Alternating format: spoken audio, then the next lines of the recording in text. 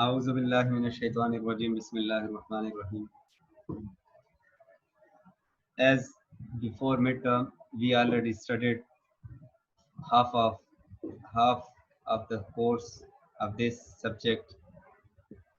Now, in today's lecture, we're moving towards chapter 6, and the chapter 6 is about individual factor. As we know that, according to chapter 5, there is a framework of individual decision making process, and that framework is consist on some points. So the second point of that framework is individual factor which can influence the individual decision making process regarding ethical issues. So usually individual factor are based on their moral philosophies and values. So first of all, in this chapter we are trying to define moral philosophy. When people talk about philosophy, so they usually mean that the general system of their living is called philosophy. While moral philosophy, on the other hand, are those particular or specific principles or rules that people use to decide what is right or wrong. Though it is important to understand the distinction between moral philosophy and business ethics. A moral philosophy is a person's principles and values that define what is moral or immoral. Moral philosophy are person specific, whereas business ethics is based on decision in group or those made when carrying out tasks to meet business objectives.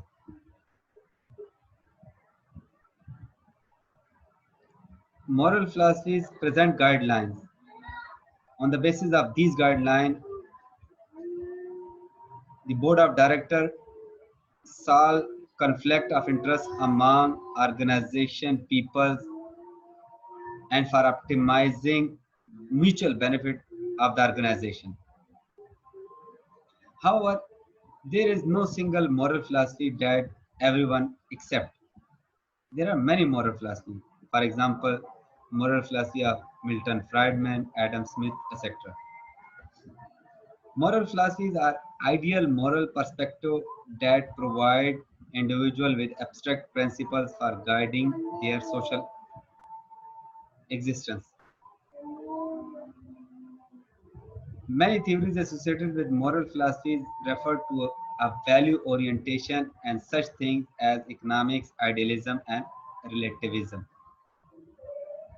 So usually moral philosophy are based on these three concepts. The first is economic value orientation. Economic value orientation is associated with the value that can be quantified by monetary means. Thus, according to this theory, if an act produces more value than its effort, then it should be accepted as ethical. While idealism, on the other hand, is a moral philosophy that places special value on ideas and ideals as product.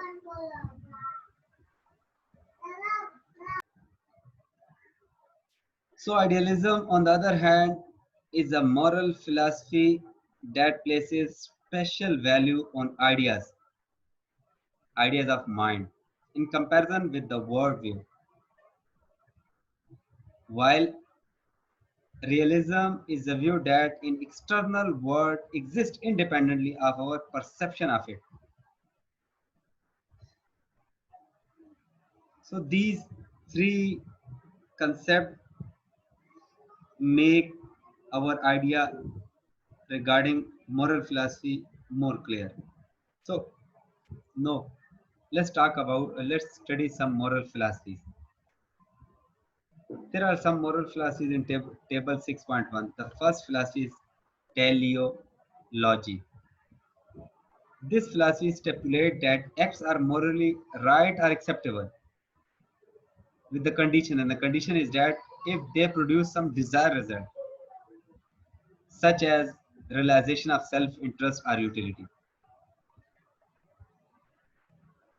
If the act of a person produce the desired result which he wants, then according to this theory, his act will be considered as right.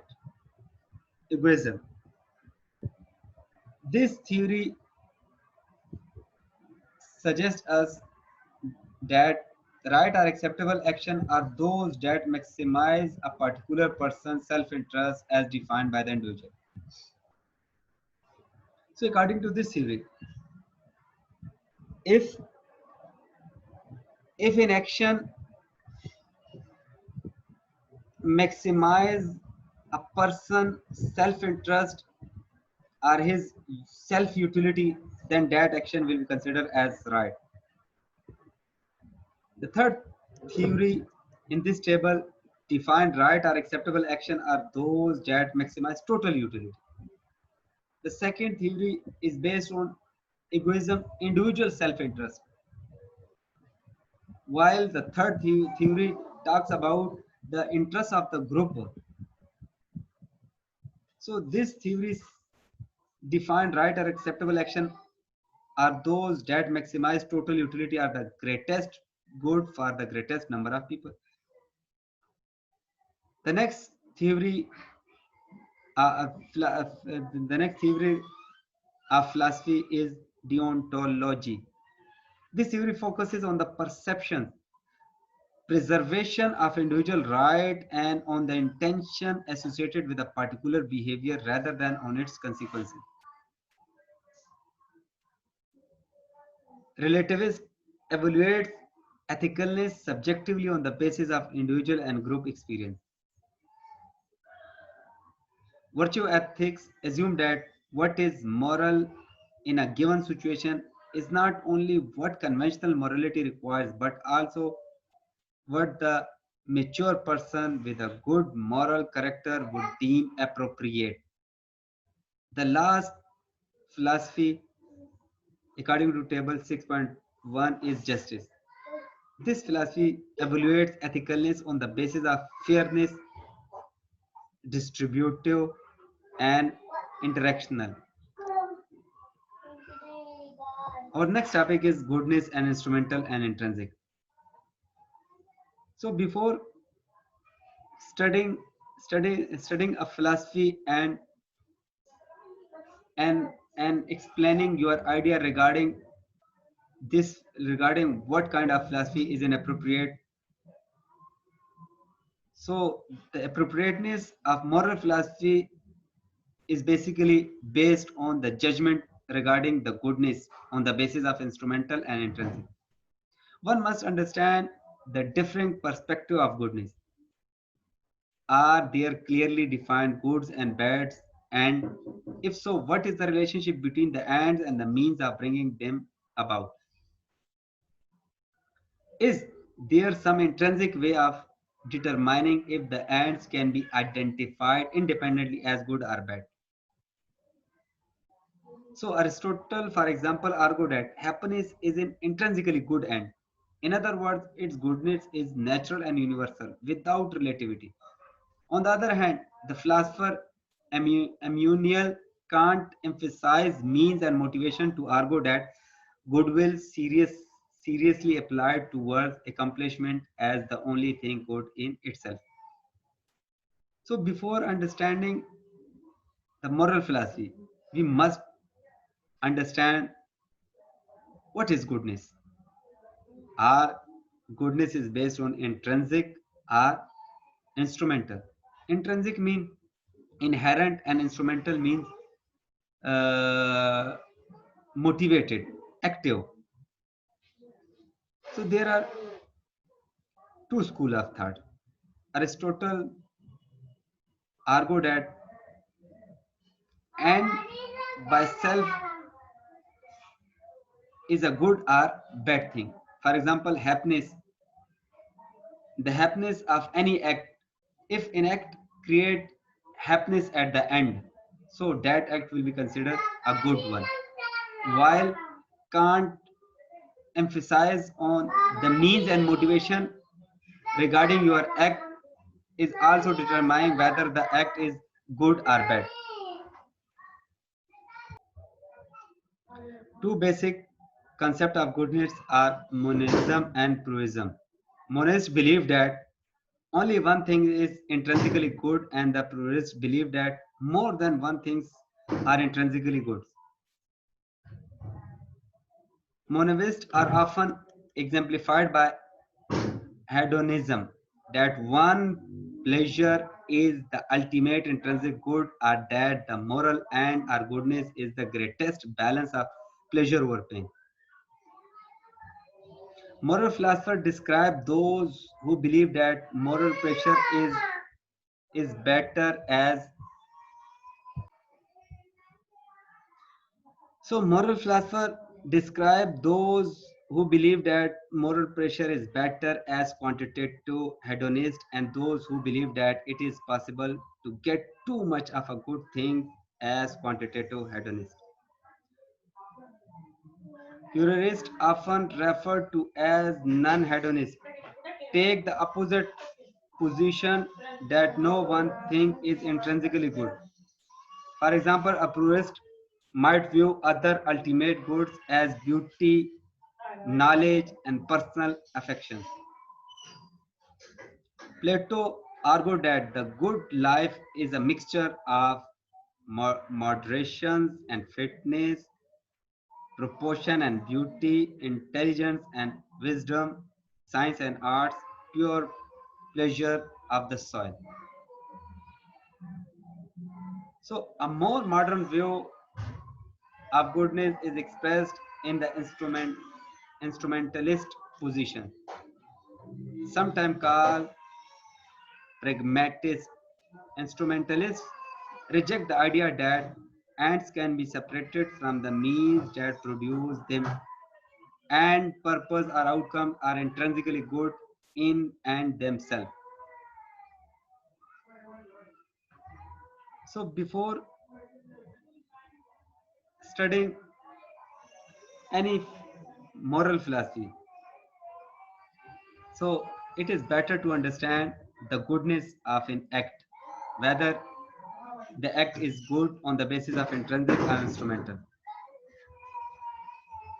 A discussion of moral value often revolves around the nature of goodness, instrumental or intrinsic. Theories of moral obligation, by contrast, change the question to what make a given action right or obligatory. Goodness theory typically focus on the end result of action and the goodness or happiness created by them, whereas obligation theories emphasize the mean and motives or motivation associated with the action rather than the end of that action. The second point on the basis of which we suggest that a moral philosophy is inappropriate or not is teleology. Teleology is basically a Greek word for end or purpose. Teleology refers to moral philosophy in which an act is considered moral, right, or acceptable if it produces some desired result, such as pleasure, knowledge, career growth, and realization of self-interest, utility, wealth, etc. In other words, teleological philosophies assess the moral worth of a behavior by looking at its consequences, and thus moral philosophers today often refer to these theories as consequentialism. Two important teleological philosophies that often guide decision making in individual business decisions are egoism and utilitarianism. Egoism defines right or acceptable behavior in terms of its consequences for the individual. Egoists believe that they should make decisions that maximize their own self-interest. However, there is also enlightened egoism. Egoists take a long-range perspective and allow for the well-being of others, although their own self-interest remain paramount. An example of enlightened egoism is helping a turtle across a highway because if killed, the person would feel distressed. No, like egoism, utilitarianism is concerned with consequences, but the utilitarian seeks the greatest good for the greatest number of people. Utilitarians believe that they should make decisions that result in the greatest total utility, that achieve the greatest benefit for all those affected by the decision.